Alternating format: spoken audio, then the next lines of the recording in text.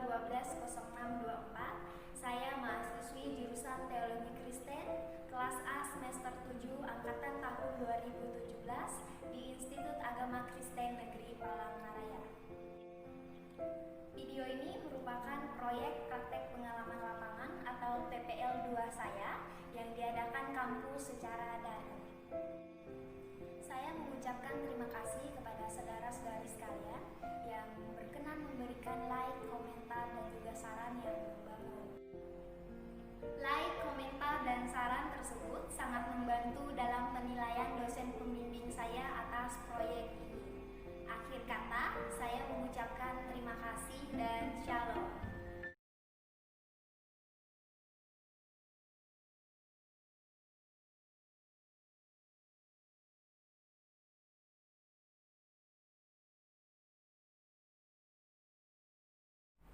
Shalom, saudara-saudariku sekalian yang dikasihi di dalam Tuhan kita Yesus Kristus. Kita akan memulai ibadah minggu kita. Kita masuk dalam panggilan beribadah. Tuhan memiliki rancangan yang luar biasa bagi setiap umat ciptaannya. Tuhan memanggil setiap kita untuk senantiasa tekun dalam melakukan kehendak-Nya. Maka oleh sebab itu, jangan sia-siakan waktu dan karunia yang telah diberikannya kepada kita agar dapat menjadi berkat bagi banyak orang. Hidup akan terus berlanjut dan waktu akan terus berjalan. Semua talenta, harta, dan kesempatan yang kita miliki akan hilang atau menjadi tidak berarti. Tetapi semua yang kita kerjakan di dunia ini, ketika kita lakukan dalam ketaatan kepada kehendak Allah, maka semua itu mempunyai nilai yang kekal dan memuliakan Tuhan. Jemaat yang dikasihi di dalam Tuhan kita Yesus Kristus, kita menyanyi dari Kidung Jemaat nomor 60, bait yang pertama dan yang ketujuh, Hai makhluk alam semesta, dan pada bait yang ketujuh jemaat diundang untuk berdiri.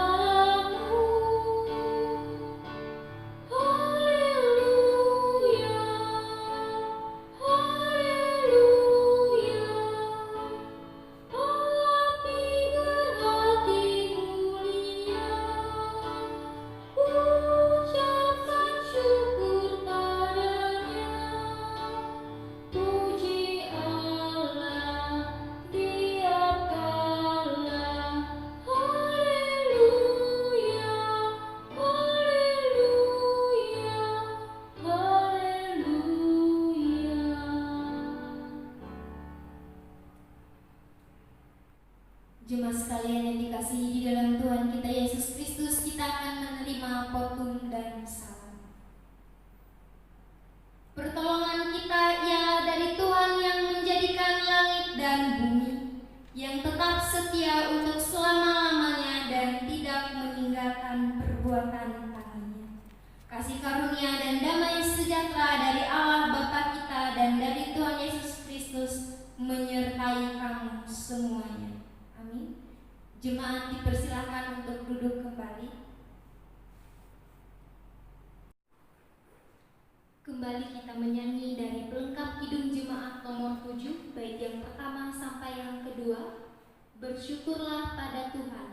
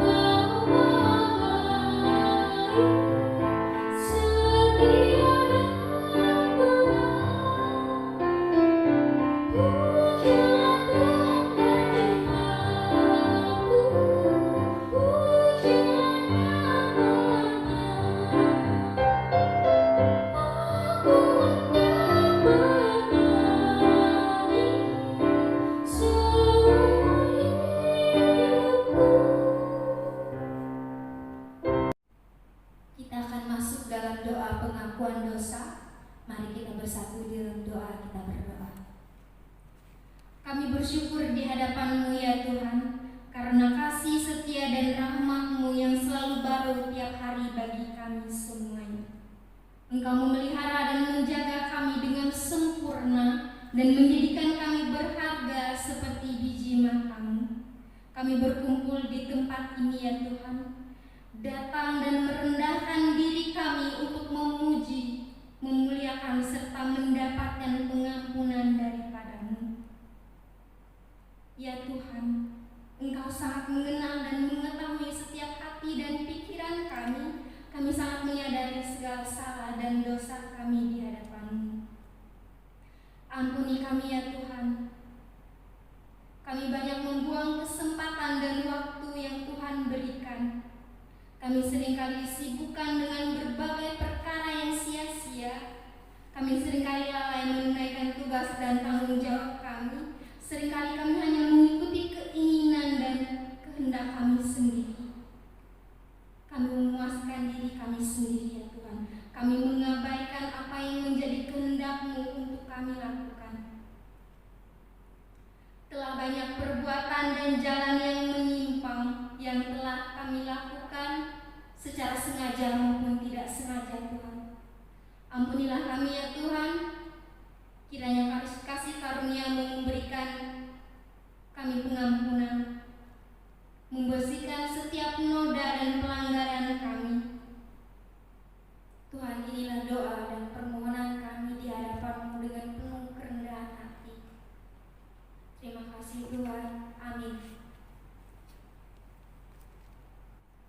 Jemaat sekalian yang dikasihi di dalam Tuhan kita Yesus Kristus, kita akan mendengarkan berita anugerah. Jemaat dipersilakan untuk berdiri.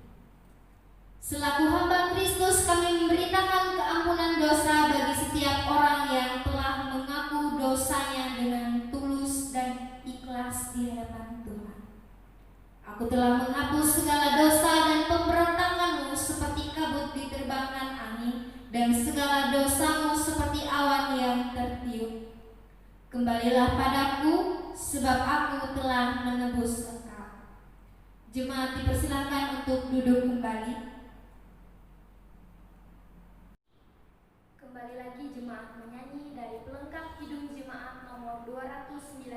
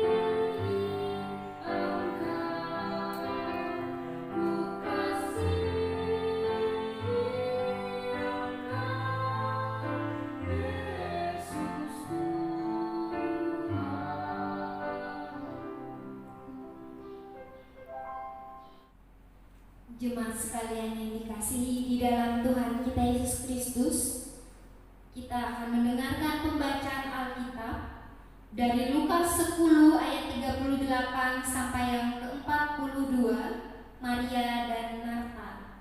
Lukas 10 ayat 38 sampai 42 di bawah perikop Maria dan Marta, demikian firman Tuhan. Ketika Yesus dan murid-muridnya dalam perjalanan, tibalah ia di sebuah kampung. Seorang perempuan yang bernama Marta menerima dia di rumahnya. Perempuan itu mempunyai seorang saudara yang bernama Maria. Maria ini duduk di dekat kaki Tuhan dan terus mendengarkan perkataannya. Sedang Marta sibuk sekali melayani, ia mendekati Yesus dan berkata, "Tuhan, tidakkah Engkau peduli bahwa saudaraku membiarkan aku melayani seorang diri? Suruhlah dia membantu aku." Tetapi Tuhan menjawabnya, "Marta, Marta, engkau khawatir dan menyusahkan diri dengan banyak perkara, tetapi hanya satu saja yang perlu. Maria telah memilih bagian yang terbaik, yang tidak akan diambil daripadanya. Yang berbahagia ialah mereka yang mendengarkan firman Tuhan dan melakukannya di dalam kehidupannya tiap-tiap hari." Amin. Kita masuk dalam persembahan syukur. Namun sebelumnya dengarkanlah nas pengantar persembahan dari 2 Korintus 9 ayat yang ke-7. Hendaklah masing-masing memberikan menurut kerelaan hatinya, jangan dengan sedih hati atau karena paksaan, sebab Allah mengasihi orang yang memberi dengan sukacita. Mari kita bersatu di dalam doa. Kita berdoa.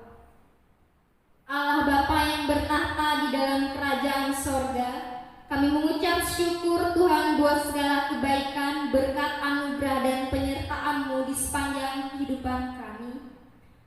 Terima kasih karena hari ini kami diberikan kesempatan untuk memberikan persembahan syukur kami. Kiranya persembahan yang kami kumpulkan dapat bermanfaat bagi pertumbuhan gereja dan juga pelayanan. Terimalah persembahan kami Tuhan dan juga berkati. Terima kasih Tuhan, kami sudah berdoa dan mengucap syukur. Amin. Sementara persembahan syukur kita dikumpulkan, kita menyanyi dari Kidung Jemaat nomor 387, baik yang pertama sampai yang kedua, Ku heran Allah mau memberi.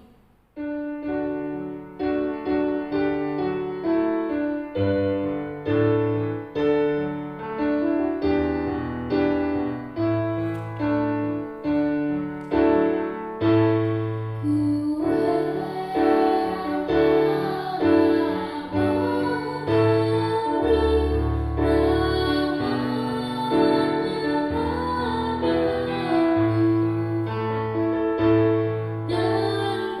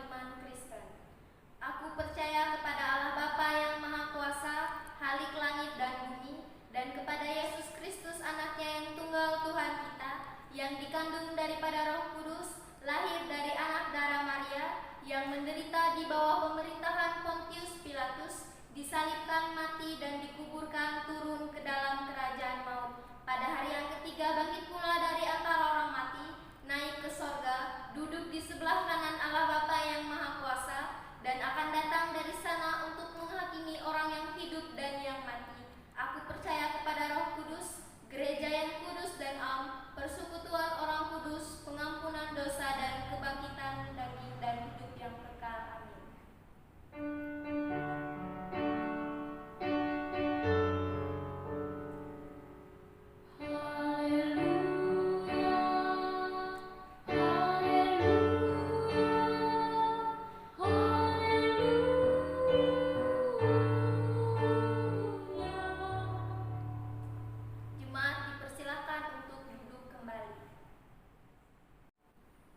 Kita akan mendengarkan pemberitaan firman Tuhan.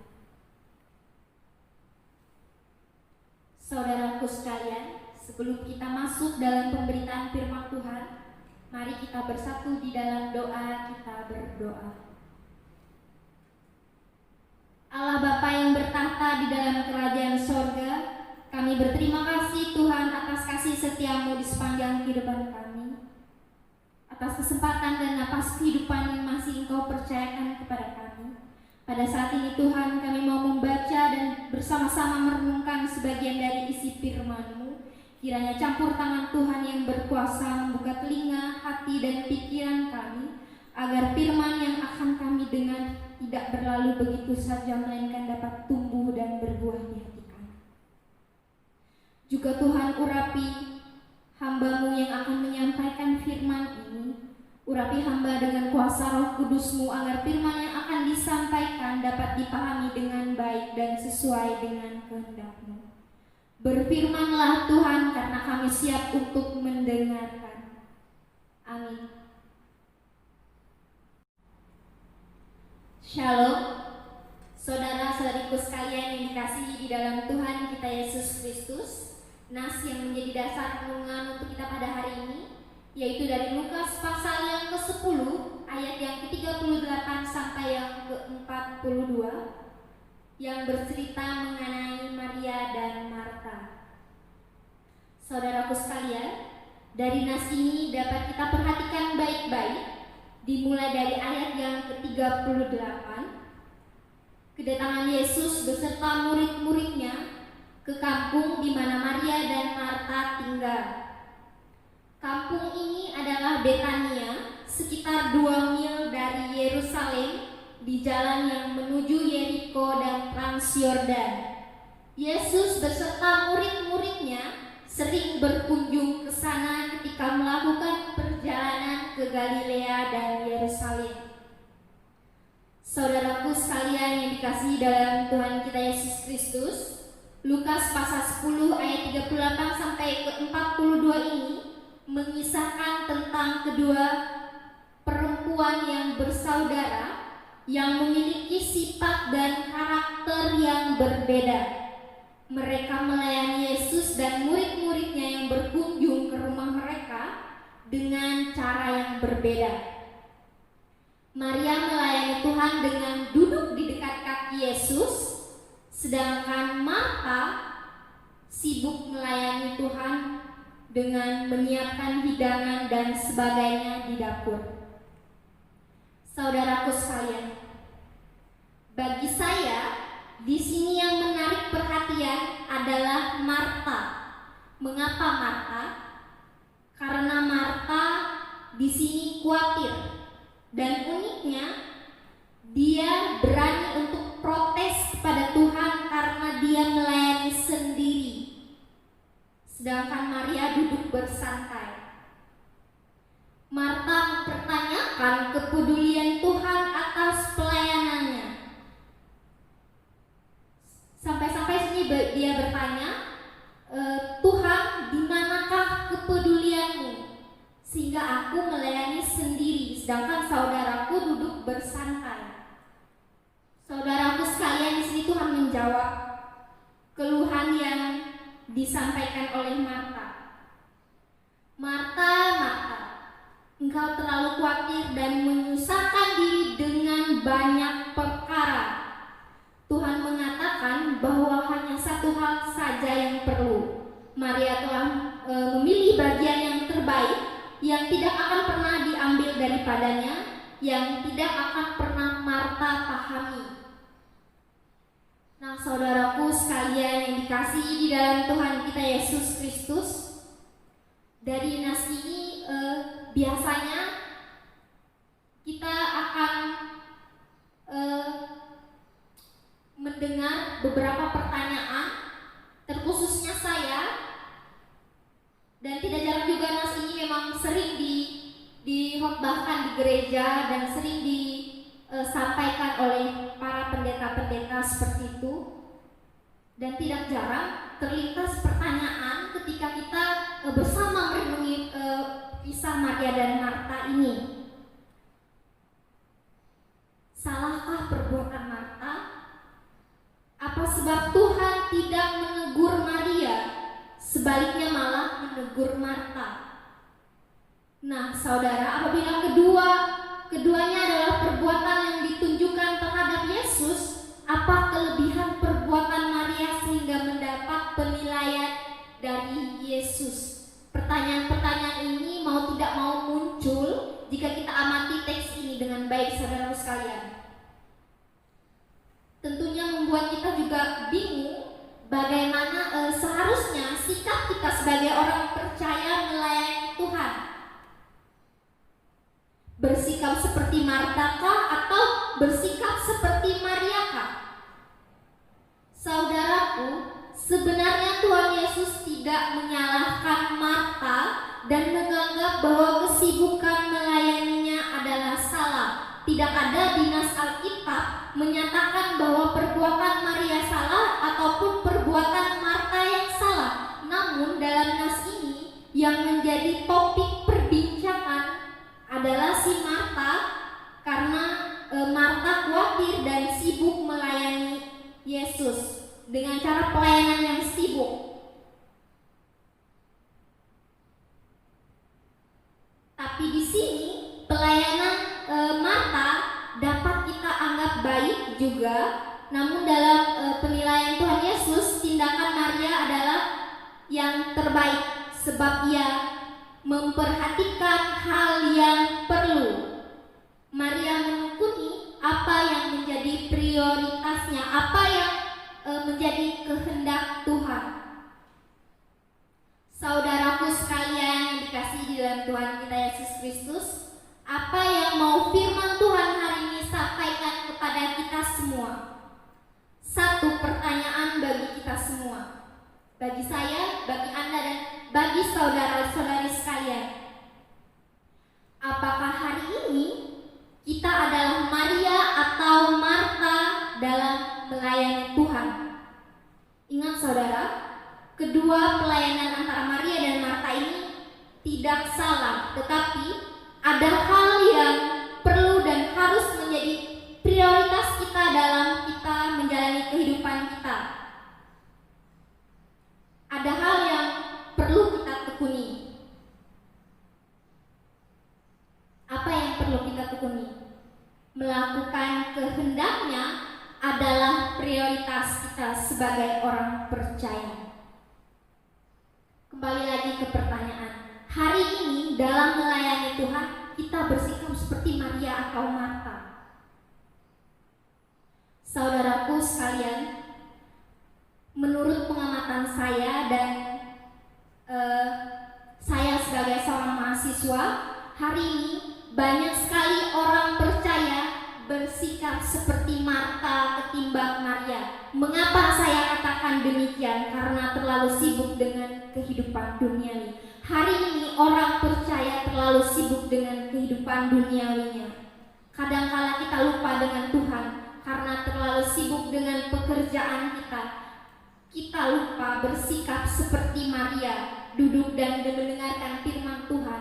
Tapi malah sebaliknya, hari ini kita sibuk seperti Marta dengan semua aktivitas pekerjaan kita mengabaikan kehendak Tuhan.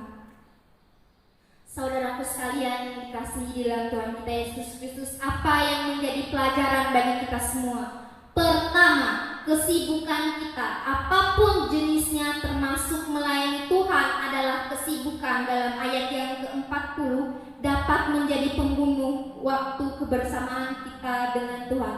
Mengapa?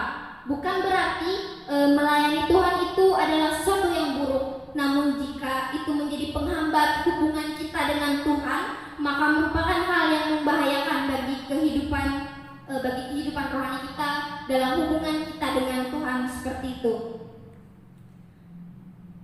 Hal itu dapat membahayakan kita. Jangan-jangan saudaraku sekalian, selama ini yang kita lakukan lebih melayani kebutuhan kita sendiri.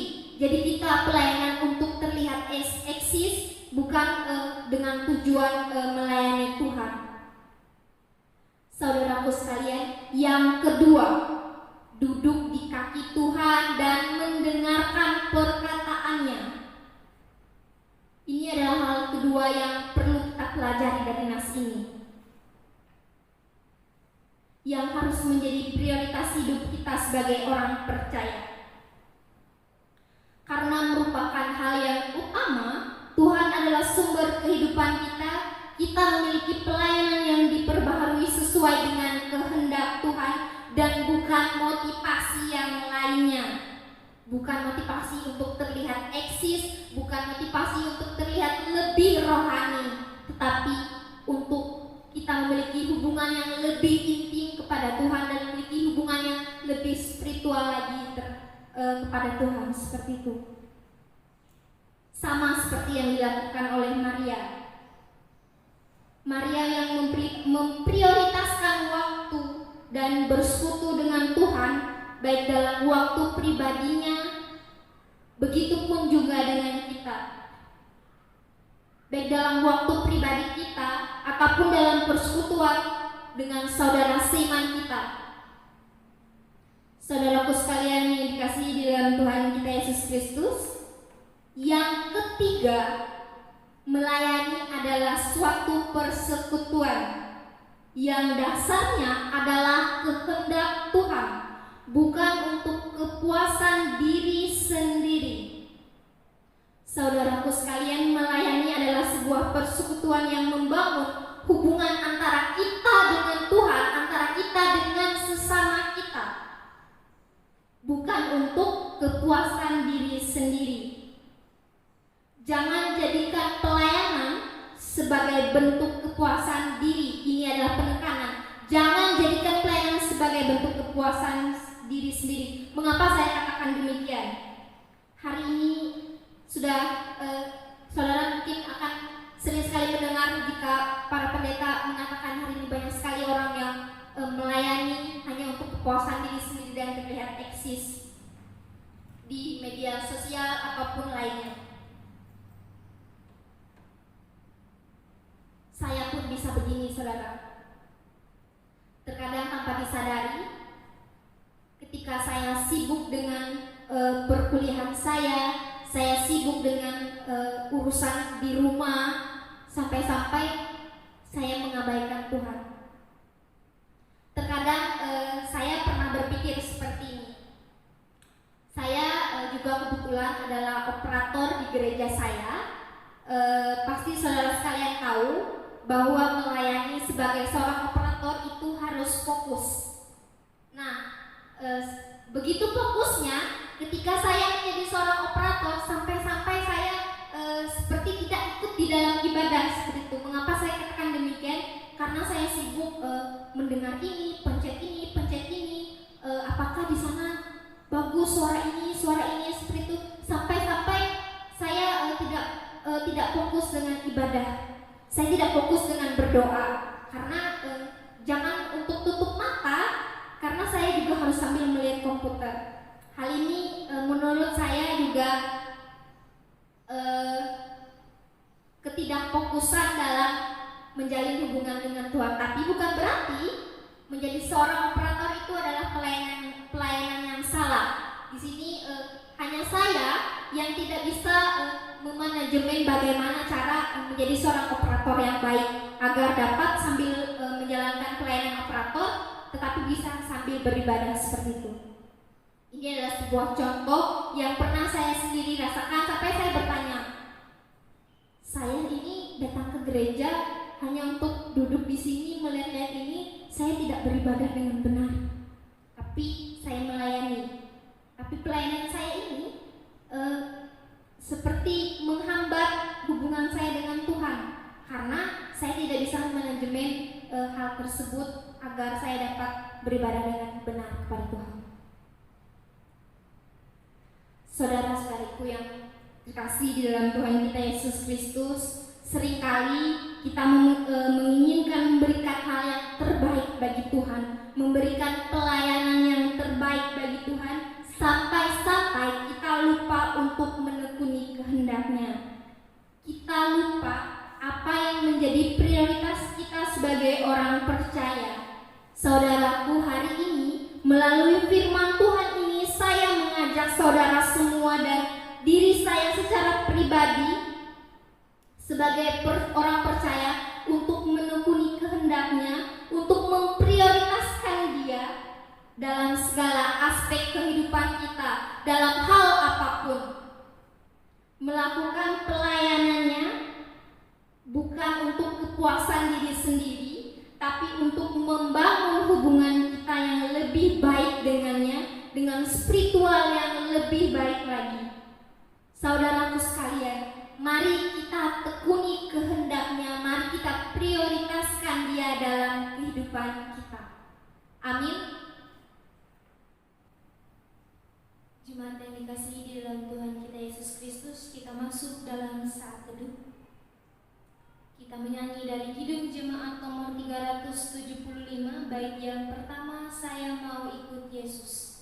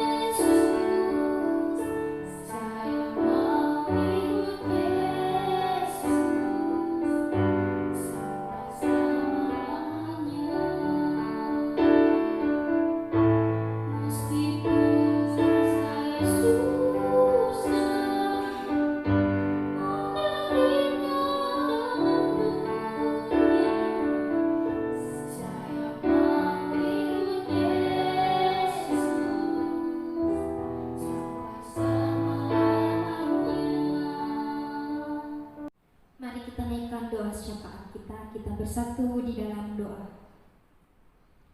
Allah Bapa yang bertata di dalam kerajaan sorga, kami berterima kasih Tuhan atas firman yang baru saja kami dengarkan. Biarlah firman ini dapat bertumbuh dan berbuah di hati kami. Ajarkan kami untuk tekun melakukan kehendak-Mu sampai akhir hidup kami pribadi lepas pribadi. Ajarkan kami percaya bahwa melakukan firman-Mu, menekuni perintah-Mu adalah kehendak-Mu. Kami percaya keberadaan kami hari ini adalah anugerah-Mu. Terima kasih atas nafas kehidupan, keluarga, orang tua, sahabat, teman, pendidikan, dan ada banyak hal yang Kau berikan dalam kehidupan kami. Tuhan, ada begitu banyak di luar sana yang mungkin dalam keadaan penuh dengan masalah, pergumulan, kehancuran, mereka sendiri, yatim piatu, janda duda, mereka yang dipenjara, mereka yang sakit, mereka yang kehilangan, dan mereka yang hampir menyerah. Tuhan, tolong mereka, hibur mereka, berikan sukacita, berkat, kawan, dan jalan atas mereka, atas masalah yang mereka hadapi saat ini. Engkau adalah Allah yang Maha Kuasa, Alfa dan Omega. Kami percaya kuasa Berkati bangsa dan negara kami ya Tuhan. Jauhkan dari segala nepotisme, korupsi dan kolusi, bencana alam dan banyak hal buruk lainnya yang dapat mengancam bangsa dan negara kami. Kami yakin di dalam nama-Mu kami pasti akan dilindungi dengan kuasa-Mu. Ada begitu banyak hal yang kami minta dan kami mohon Tuhan, tapi kami percaya dan yakin Engkau tahu segalanya, bahkan hal terkecil di dalam hati kami sekalipun. Sempurnakan doa dan permohonan kami ya Tuhan dengan doa yang Kau ajarkan. Bapa kami yang ada di sorga, dikuduskanlah nama-Mu, datanglah kerajaan-Mu, jadilah kehendak-Mu di bumi seperti di sorga.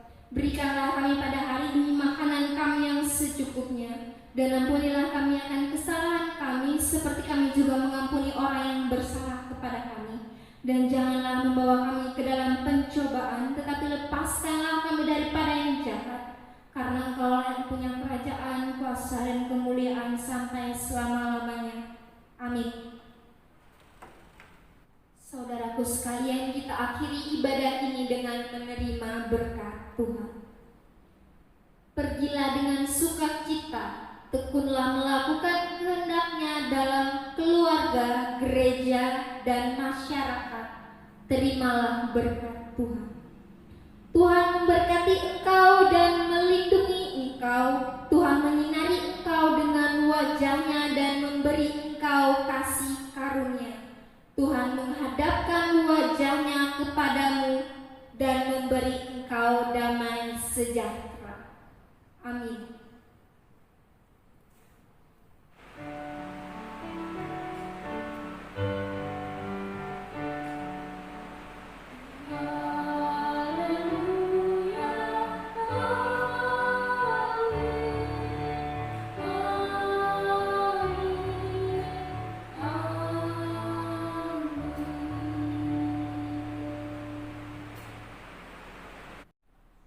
Kembali lagi kita menyanyi dari Kidung Jemaat nomor 413 bait yang pertama, Tuhan pimpin anak.